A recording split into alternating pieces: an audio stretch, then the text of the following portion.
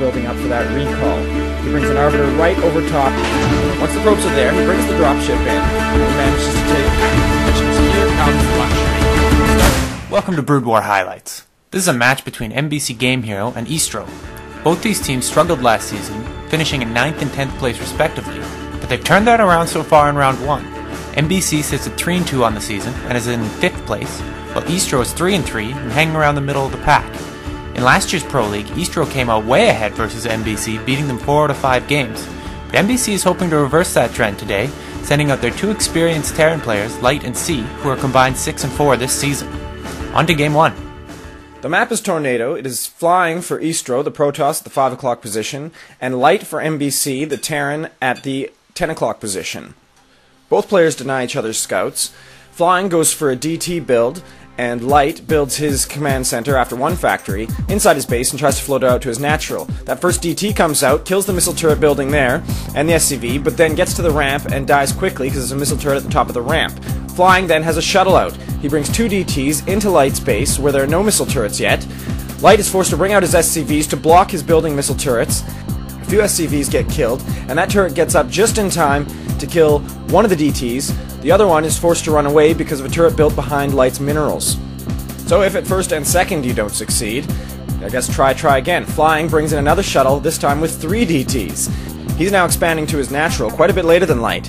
Those 3 DTs get in there with the Zealot. They manage to kill 1 tank, but the comsats are up, and those 4 Marines manage to hunt down all of those DTs in Light's base. So Light pushes out. He's well ahead in economy now, and hoping to punish Flying for the failed DT drops. He sets up his tanks right outside Flying's natural expansion, builds a couple turrets and a bunker. He's within range of that Nexus. He takes that Nexus down with his tanks. Flying in deep trouble here.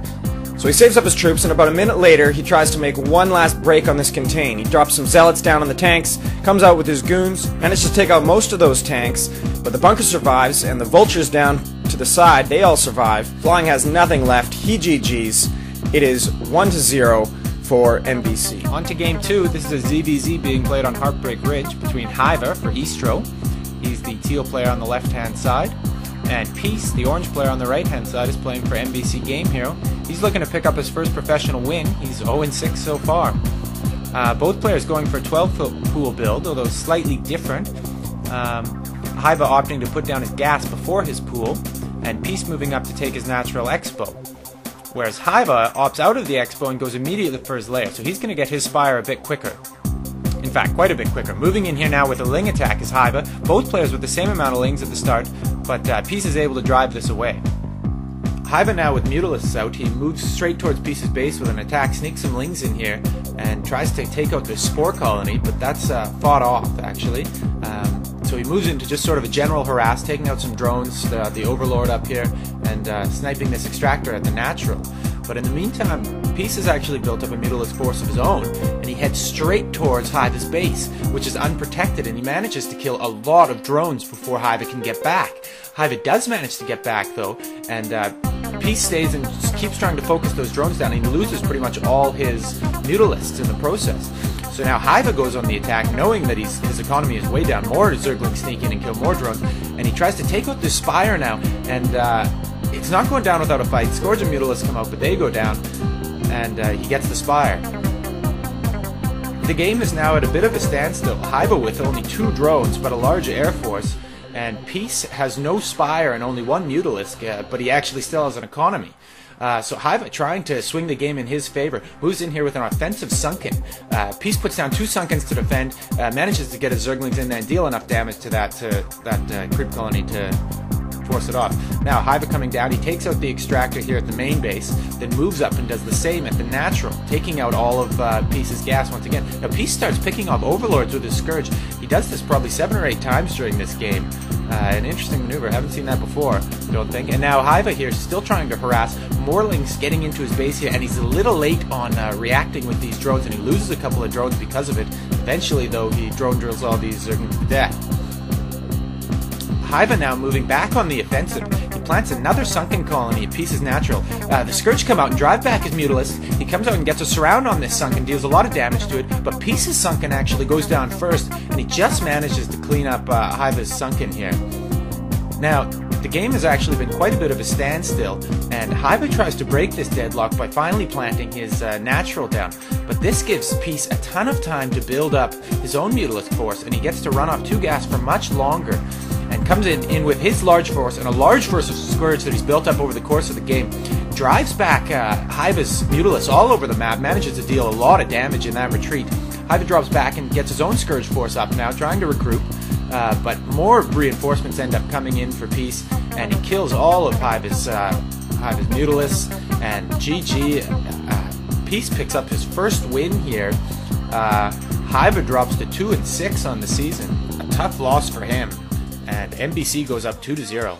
Game 3 is on Moonglaive. It is a TVT between Riley and C. Riley, for eSTRO, is starting at the 12 o'clock position. It's a must-win for him. And C, for MBC, down at the 8 o'clock position. C goes for 1 factory into Starport, whereas Riley goes for a 2-factory build. He brings down his first vultures, lays a mine down on C's natural expansion, forcing him to get detection before expanding. C's first Wraith out, manages to harass a little bit, but really has his armory building and his academy. He builds Comsat and Goliath and forces 2 Wraiths out of his base. So with his first dropship, C drops at the back door of Riley's natural, really defends this quite smoothly with vultures. He then pushes down with his superior force of tanks, having gone for 2 factories. He wins that battle decisively. So C responds with another drop, but that weakened dropship goes down. He only gets 1 tank and a vulture out, and the SCVs defend that well. So both players now going for their 3rd command center, and establishing mines just about all over the map, trying to establish some position and map control for the late game. C builds his 4th command center down at the 5 o'clock position, and really takes this opportunity to push across the middle. He has more tanks and more vultures again. He manages to win this battle decisively once again, but not overwhelmingly. C still manages to defend, and sends some vultures up to Riley's 10 o'clock expansion. He kills a lot of SCVs there, drives them away. So Riley answers by pushing down across the middle again, and pushes down to that 5 o'clock expansion. He drives C's SCVs away, killing a few, but remember, he's still down 1 expansion. But he manages to clean up with vultures at his 3rd, and forces C to lift his command center at 5 o'clock. So a few minutes later, pushing down across the middle, really using his vultures very well to lead the charge, lay mines on those tanks, and then bring his tanks in behind. He manages to take out all of C's tanks here.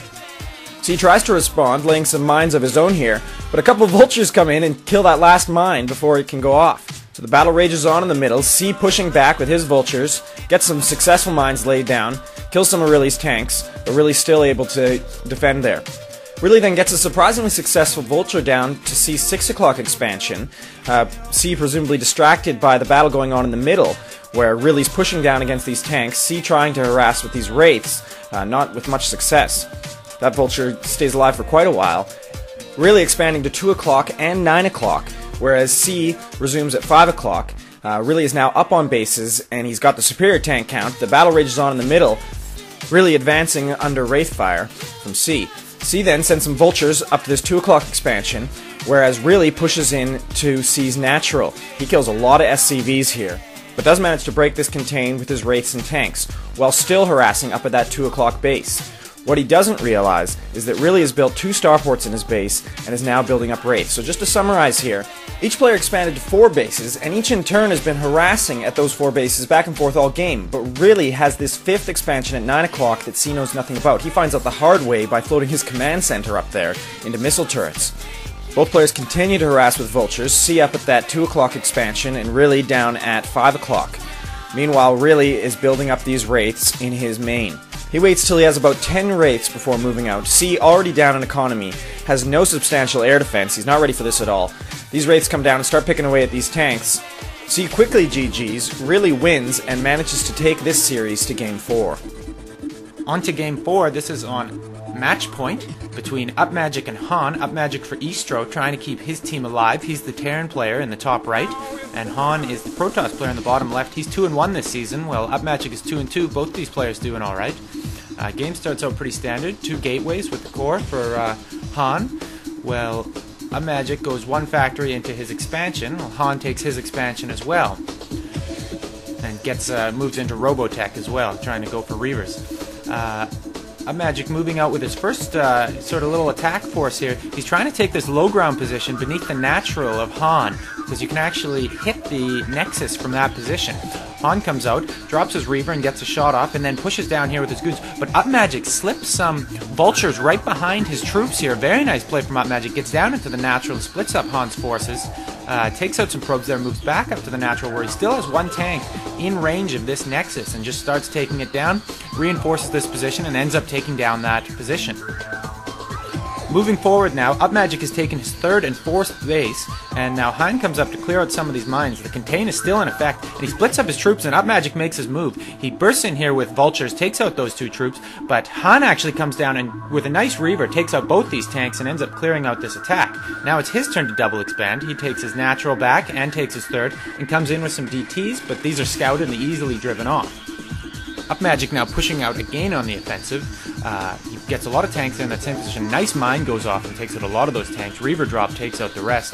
But UpMagic is macroing very hard. He's got all 4 bases running. He's got a lot of factories out, so he builds up an army again and pushes out to the same spot. Han tries for a nice surround here, but the mines mostly force him back, and he's left with 1 tank that's still shelling this position. Sneaks vultures in now up to the 3rd, starts picking off probes, up to the 4th and clears out that base, and now pushes vultures down into the natural as well, harassing there. A recall here with an Arbor gets driven off before it even goes down, and now clearing out the rest of his troops here back at his base is UpMagic. Han is forced to GG. He just gets way out macroed by UpMagic, and this game is going to the ace match.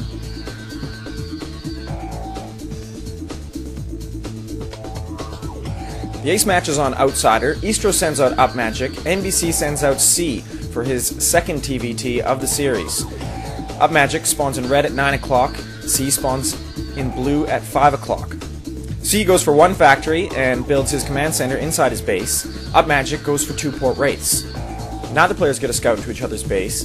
UpMagic's first 2 wraiths come out. They kill that SCV on the way in, but C already has his armory finished and his academy is almost done. These wraiths try to kill that SCV on the academy, but they move off to kill these marines, and the academy finishes. The comsat starts going up. The Goliath is already out. These wraiths manage to harass just a little bit more, take a few SCVs, but Goliaths drive them off. UpMagic expands to his backdoor mineral only, and C builds these 2 starports in the bottom right of the map in the back of his base. UpMagic then expands to the double gas up at 11 o'clock. UpMagic builds a couple more wraiths, exercising map control and harassing at C's natural, whereas C starts to build up his own little fleet of wraiths down at those hidden starports. UpMagic, unaware of this, stops building wraiths at his ports and expands to his natural expansion. This is his 4th command center. He's really trying to get the economic advantage here. C moves out, and he sets up a little contain outside of UpMagic's base. UpMagic starts an engineering bay in the bottom left of the map, and it's looking like he might be able to get some turrets up in time for these wraiths. He sends his 5 wraiths into C's base to kill some more SCVs, and C shows his wraiths. He has UpMagic outnumbered. He manages to kill 2 of UpMagic's wraiths before UpMagic can escape. He then starts heading up towards UpMagic's base. UpMagic's armory is still not finished, but he starts a 2nd engineering bay in his own base. It's almost as if he forgets that this one is in the bottom left, because he's not building any missile turrets at his natural. These wraiths come in here, and they start picking away at the tanks, and it's at least about 10 seconds where these wraiths are picking away at the tanks before he throws down any missile turrets at all. When he does finally start some turrets, the wraiths quickly take them out, and they then take out this whole line of tanks at UpMagic's natural. C then moves in with his tanks, and he's able to push right into UpMagic's main, where there's still no turrets built. Meanwhile, C sends this Goliath through the minerals up at the 11 o'clock double gas, and he's able to kill all the SCVs up there of UpMagic's. UpMagic gets a Valkyrie out, but it's just too little too late. C's still on 2 bases and has successfully managed to punish UpMagic for expanding to 4 command centers. UpMagic GG's. C wins the TVT that counts. He takes MBC up to 4-2 on the season. eSTRO drops to 3-4.